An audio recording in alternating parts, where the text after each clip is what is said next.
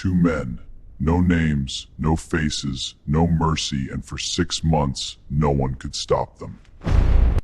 Miami, 1985, a city already drowning in crime, about to face something it had never seen before.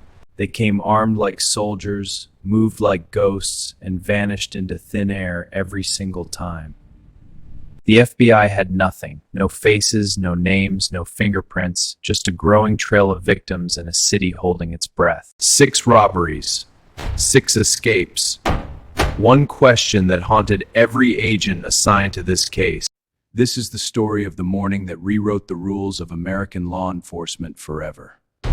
In 1985 Miami, the police dealt with 3 to 5 bank robberies every single week. It had become ordinary.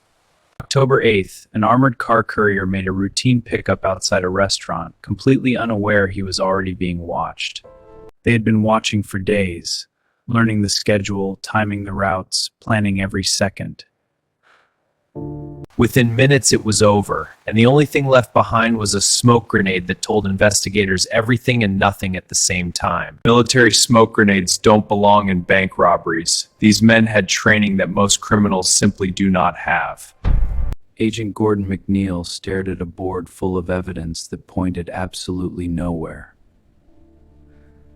The getaway car was stolen a month before the robbery, a perfect dead end, and the robbers knew it. 8 days later, they struck again, this time at a crowded supermarket on South Dixie Highway. The courier never saw them coming. He was already focused on the next step of a routine he had done 100 times. He would later die from his injuries, and with him died the FBI's last illusion that this was a typical case. Ballistics confirmed what investigators feared. Both attacks used the exact same weapons, the same pair of hands.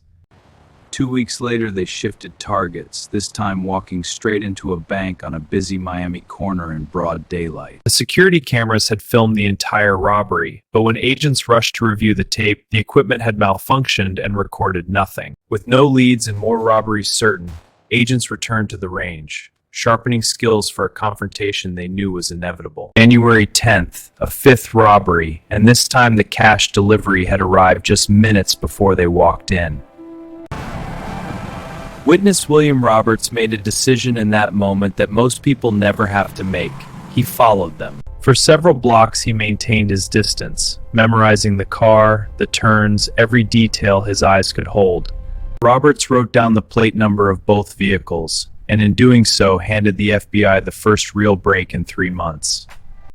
The car's registered owner turned out to be the father of a young man named Emilio, missing for 3 months with no connection to any crime. José Collazo had driven to the Everglades that afternoon to practice target shooting, a routine trip into the wrong place at the worst possible moment. He was setting up his .22 when a car pulled alongside him, and 2 strangers stepped out with a very different agenda.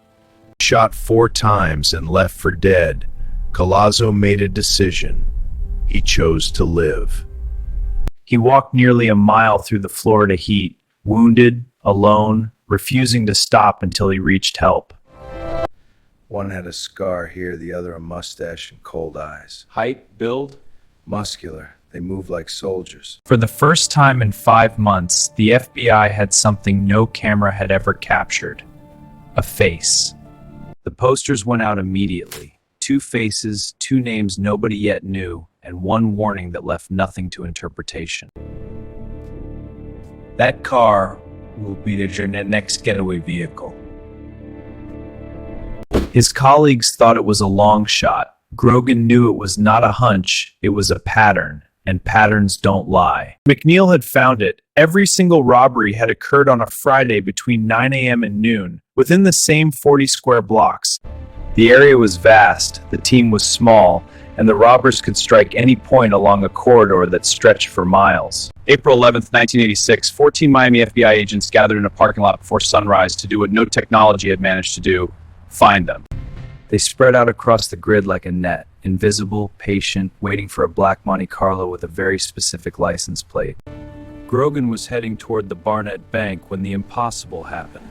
A black Monte Carlo pulled directly in front of him. NTJ 891, The plate Roberts had written down 3 months earlier, now rolling through traffic less than 1 car length ahead. We are behind the Monte Carlo, tag NTG891.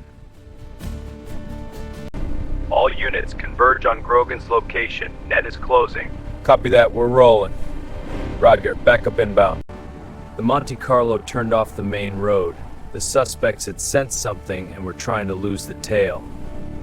The suspects turned again and again, but with every turn, more agents were already waiting on the street ahead. When the Asians nil, the first civilians were a crossfire. The Monte Carlo stopped, and for one still moment, two worlds faced each other on a quiet Miami street. What happened next lasted less than 5 minutes, but the echoes have lasted 40 years. The confrontation was the most violent in FBI history up to that point. Agents were outgunned in a way nobody had anticipated. McNeill, wounded himself, was already writing, because the case was over, but what it revealed had only just begun. We can't repeat these mistakes. The timeline analysis is key. Agreed, we need new protocols for crisis response. New ammunition protocols, new tactical training, new firearms. Trains under rules written in the shadow of that morning. Every drill, a direct consequence of what two men armed like soldiers forced the FBI to confront. Collazo survived, and without his choice to live, without that mile-long walk, the FBI might never have found them at all. What if they had been better equipped from the start?